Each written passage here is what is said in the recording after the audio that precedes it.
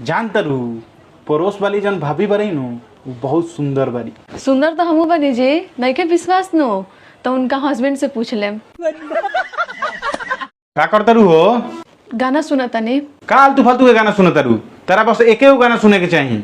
भला है बुरा है जैसा भी है, मेरा पति मेरा देवता है। तो रौड़ो नो एक वो गाना सुने के चाहिए। कौन? मैं जोरू का गुलाम बन के रहूंगा।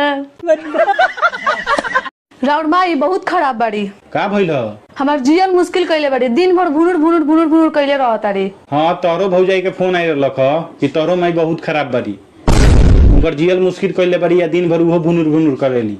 खबरदार हमरा माई के कुछो बोलनी तो खबरदार अगर तू हमरा माई के बारे में बोलू तो।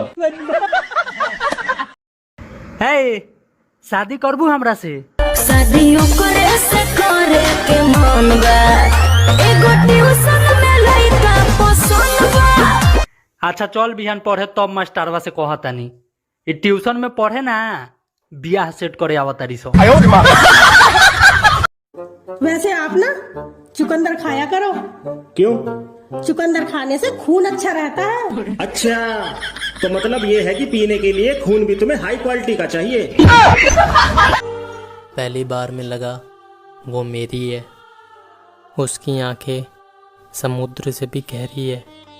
प्रपोज कर करके थक गया, फिर पता चला पता नहीं दूसरों के घर वाले लव मैरिज के लिए कैसे मान जाते हैं। यहाँ तो अपने पसंद की सब्जी मांग लो तो जूते पड़। टाइम देने वाली नहीं, टाइम पर देने वाली चाहिए। तू बहुत सीधा बारू, एकदम जलेबी जैसन। रोरो नो दिल के बहुत साफ बानी। कैसन?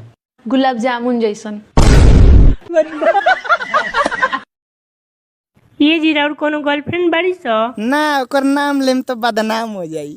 कोनो हइले नहीं खाता नाम का लेबो? हाथ के रेखा तो मिटी गइल बा 61 62 करत करत।